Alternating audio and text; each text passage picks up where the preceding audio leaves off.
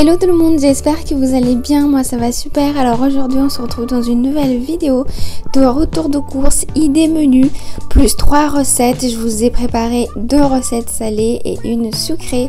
Donc voilà, c'est parti pour cette nouvelle vidéo. Je vais vous montrer en détail tout ce que j'ai acheté pour ce retour de course. C'est parti.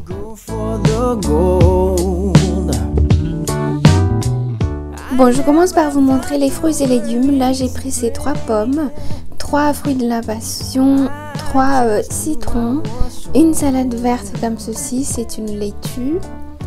J'ai pris quelques bananes comme d'habitude, 3 avocats également.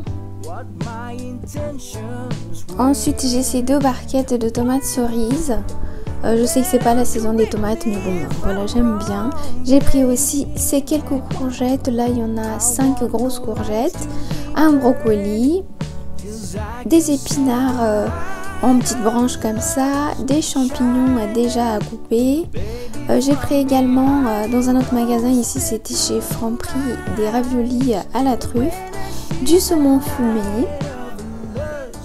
J'ai pris de l'emmental râpé de cette façon-là, il y en a 3, vous savez, des petits sachets de 70 grammes, donc voilà, il y a 3 comme ça.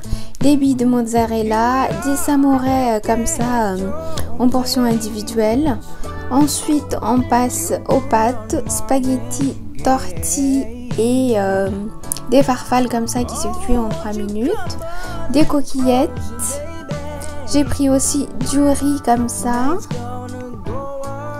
J'ai pris 3 sauces, je vais vous montrer, j'ai pris ce gros pot tomate basilic, ensuite du pesto rosso et le pesto vert classique, du sel, j'ai pris aussi ce pack avec 10 œufs, je crois, oui, 10 œufs, de l'huile d'olive.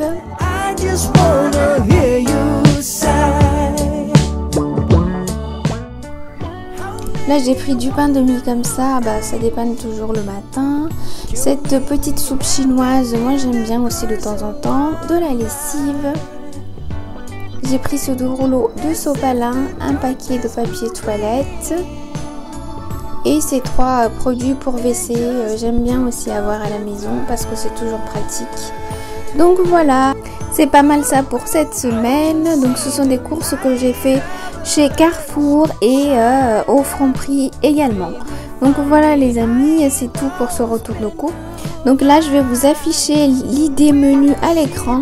N'hésitez pas à prendre une photo si ça vous intéresse, si ça peut vous inspirer. Et juste après on va passer à la première recette. Donc voilà, je vous mets tout de suite le menu comme ça. J'espère que ça va vous inspirer. Voilà. Don't you know that I just wanna hear you sigh.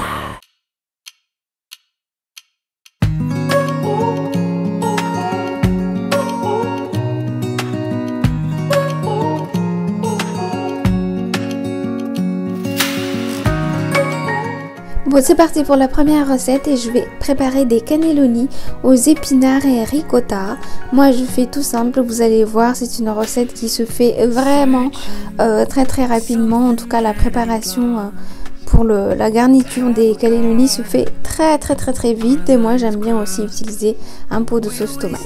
Donc ce que je fais, c'est que je viens dans une poêle avec un peu d'huile d'olive. Je rince et je viens faire revenir mes épinards, vous savez, pour les faire fondre. Voilà, de cette façon-là, je mélange régulièrement comme ça pour pas que ça colle et pour bien faire fondre comme il faut pour que ça puisse rentrer facilement dans les cannelloni. Et pour l'assaisonnement, moi j'aime juste mettre un peu d'ail en poudre, du sel et du poivre et c'est tout. Et j'aime bien aussi venir donner quelques coups de ciseaux comme vous êtes en train de voir, histoire de bien hacher les épinards pour que ce soit plus facile à mettre dans les cannelloni. Vous voyez, une fois les coups de ciseaux passés, ça va être vraiment très bien haché. Et je vais venir mélanger la ricotta dedans comme ceci.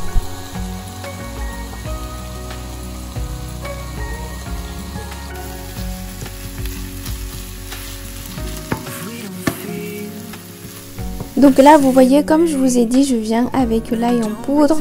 Ensuite je mets du sel et je mets un peu de poivre. Je mélange un petit coup et hop, c'est déjà prêt, vous voyez, pour la garniture. Ce que j'aime bien faire moi, c'est utiliser une poche à douille comme ceci.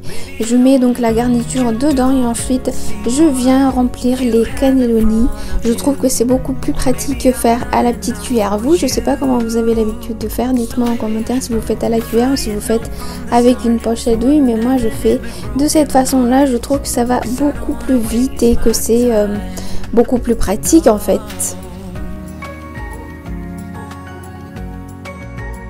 Donc voilà, j'ai fini de remplir mes cannelloni, j'ai bien garni. Bon, il n'y en a pas beaucoup parce qu'en fait c'est que pour dos. Et donc là je viens avec la sauce tomate, comme ça les cannelloni ne sont jamais secs. C'est justement super moelleux quand ça cuit et quand on le met au four. C'est pas du tout sec et ça... parce que parfois si on ne met pas de sauce c'est complètement desséché. Moi j'aime pas du tout. Donc je fais ça et je vais enfourner à 200 degrés. Ici j'avais préchauffé à 220 mais finalement je mets qu'à 200. Donc je mets à cuire pendant 35 minutes. Ce que je fais c'est que à la moitié de la cuisson je viens mettre du fromage râpé, mais que d'un côté. Moi j'aime bien faire un côté avec du fromage et l'autre côté qu'avec de la sauce tomate, vous voyez. Donc voilà, ça a été super rapide, prêt en quelques minutes. Il y a juste le temps de laisser au four qui est un peu plus long, à 35 minutes, mais sinon ça se fait très facilement. Donc voilà les amis pour cette première idée recette. Alors pour cette deuxième recette, je vais préparer un riz vinaigré aux champignons. Je ne sais pas si vous connaissez. Moi j'adore cette recette. Donc je prends du riz rond comme je vous ai montré. Des champignons, j'ai pris juste ce pot là avec des champignons, un mélange de champignons. Je prends du vinaigre de riz, de la sauce soja sucrée et un peu d'huile d'olive. Donc c'est parti. Ah oui, j'ai également la moitié d'un oignon rouge comme ceci. Dans une casserole, je vais mettre un peu d'huile d'olive. Ensuite, je viens verser la moitié d'un oignon rouge et je fais revenir quelques secondes.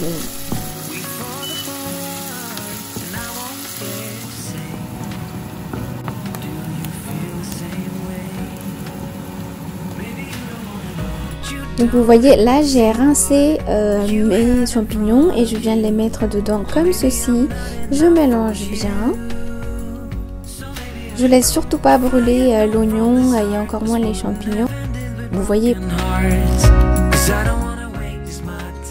Et là, je viens avec le riz. En fait, j'ai fait une bêtise parce que je n'ai pas lavé le riz alors qu'il faut rincer le riz au moins 3 fois. Donc voilà, vous, si vous refaites cette recette, surtout lavez votre riz. Je viens mettre un peu de sel. Je mélange également. Il faut faire attention à ne pas laisser le riz coller trop à la casserole. Vous voyez, il ne faut pas que ça colle trop au fond. Ensuite, je viens avec 2 mesures et demie d'eau. C'est-à-dire que comme j'avais pris un verre pour mettre le riz, eh bien je vais mettre 2 mesures de ce verre-là et demi de riz. Donc je couvre et je laisse bouillir comme ça à feu vif. Et une fois qu'il s'about de cette façon-là, je viens mettre à feu très doux. Il y a des gens qui aiment bien laisser cuire à l'étouffée, mais moi à ce stade-là, comme je suis en train de vous montrer, je découvre et je laisse l'eau évaporer tout simplement. Donc vous voyez, et quand c'est comme ça, ça veut dire que le riz est presque prêt, voire prêt.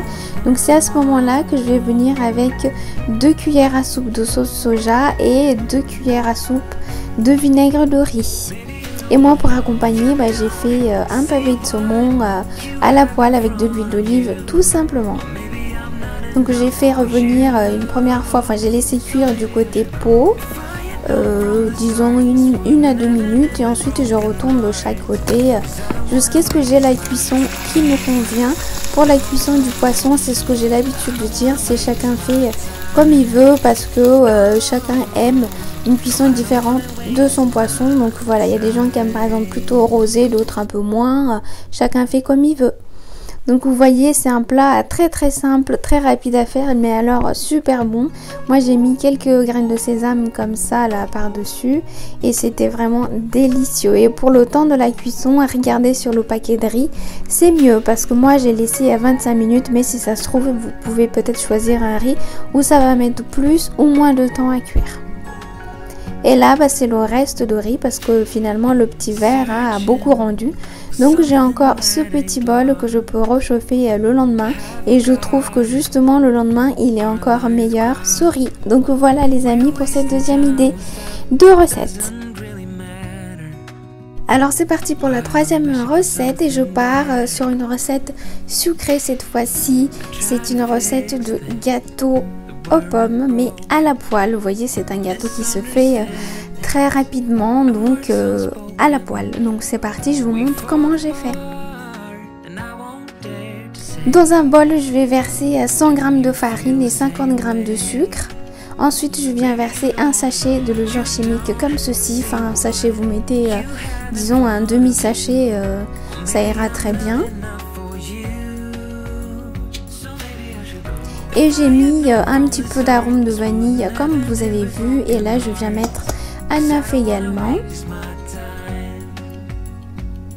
Et un tout petit peu de lait. Vous voyez, j'ai fait à l'œil comme ça, mais en mélangeant votre pâte pour vous rendre compte si c'est bien ou pas. Vous voyez, il faut que la consistance soit comme ceci. Après, j'ai épluché ma pomme, une petite pomme comme ça. Hein. Je découpe en 4, je l'épluche et ensuite je viens couper en petites lamelles, vous verrez bien. Vous voyez, je trouve que c'est une recette très intéressante, sachant qu'on n'a pas besoin d'un four forcément pour faire ce gâteau. Donc moi, pour ça, je trouve que c'est vraiment super sympa. Avec une gazinière, une plaque et une poêle avec un peu de beurre, on peut très bien maintenant faire son petit gâteau, que ce soit à la pomme ou n'importe quel fruit comme ici, ou alors en nature. Donc voilà, je viens avec un peu de beurre dans ma poêle. Je fais fondre de cette façon et je viens placer des petites lamelles de pommes comme ceci. Vous voyez, c'est super facile à faire. Et vous baissez juste le feu un tout petit peu pour pas que les pommes crament pendant que vous mettez dedans. Et ensuite, moi j'aime bien mettre un peu de sucre par-dessus. Là, j'ai mis une cuillère à café histoire que ce soit bien caramélisé. Vous verrez à la fin. Et je viens verser la pâte que j'ai faite tout à l'heure par-dessus, tout simplement. Donc vous voyez, c'est vraiment quelque chose de très facile à faire et ça prend vraiment pas beaucoup de temps. Hein. Vous avez vu, ça se fait très rapidement. Donc voilà, et pour une ordre d'idée, moi j'ai mis la plaque sur 3,5.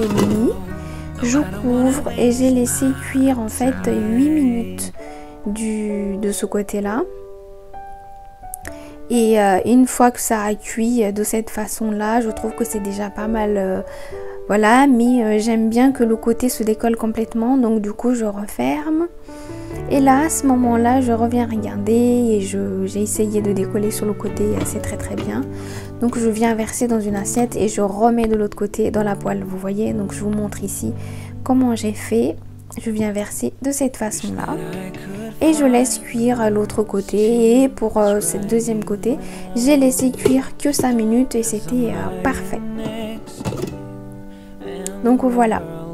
5 minutes plus tard, le gâteau est comme ça. J'ai mis dans l'assiette de cette façon-là. Et c'est prêt pour notre gâteau aux pommes. Super rapide à faire et délicieux. C'est un gâteau vraiment super bon qui n'a rien à envier au gâteau qui se fait au four traditionnel. Donc vous voyez, c'est super sympa cette petite recette, encore une fois je trouve. J'essaye toujours de vous partager des recettes qui sont faciles à faire et rapides également. Donc voilà les amis, une petite part de ce gâteau avec un café ou un chocolat chaud, je trouve que ça passe super bien. Donc voilà les amis, cette vidéo est maintenant terminée. J'espère vraiment qu'elle vous aura plu. Si c'est le cas, n'hésitez pas à liker, partager, vous abonner à ma chaîne comme d'habitude, c'est complètement gratuit. Et nous on se retrouve dans une prochaine vidéo. Bye. Tells me how to breathe. Wish that I could